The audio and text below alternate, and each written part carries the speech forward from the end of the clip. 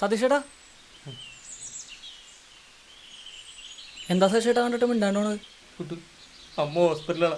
എന്തു പറ്റി? എനിക്കറിയില്ല. ഡോക്ടർ കുറെ പൈസയൊക്കെ വേണമെന്ന് പറയണ്ടേ. എനിക്കൊന്നും അറിയില്ല കുട്ടു. ചേട്ടൻ കരയില്ലേട്ടാ, നമുക്ക് വഴിയുണ്ടാക്കാം.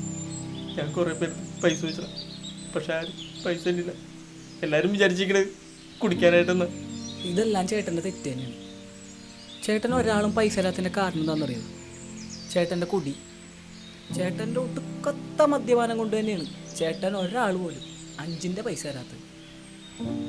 ചേട്ടൻ്റെ മനസ്സാക്ഷിയെ പറയാൻ പറ്റുമോ ചേട്ടൻ നമുക്ക് മനസ്സമാധാനം കൊടുത്തിട്ടുണ്ടെന്ന്? കുട്ടു, അത് ഇല്ലേട്ടാ, ഒരിക്കലും ഇല്ല. ചേട്ടൻ കുടിച്ചിട്ട് ചേട്ടൻ എന്തൊക്കെയാണ് കാട്ടിക്കൂട്ടണമെന്ന് ചേട്ടൻ അറിയും. ചേട്ടൻ എത്ര പേരെ വേദനിപ്പിച്ചിട്ടുണ്ടെന്നറിയോ? എന്നെ പോലും. എന്നിട്ട് ചേട്ടൻ ഇങ്ങനെ നടന്നു പോയപ്പോൾ ഞാൻ ചേട്ടൻ്റെ അടുത്തേക്ക് ഓടി വന്ന് എന്താണെന്നറിയോ? കുടിക്കാണ്ടിരിക്കുമ്പോഴുള്ള സതീശേട്ടൻ എനിക്കറിയാം.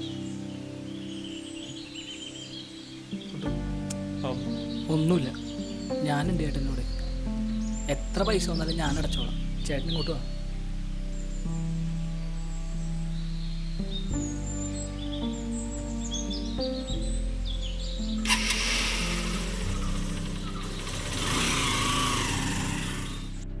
ചില കാര്യങ്ങൾ ഇങ്ങനെയാണ്.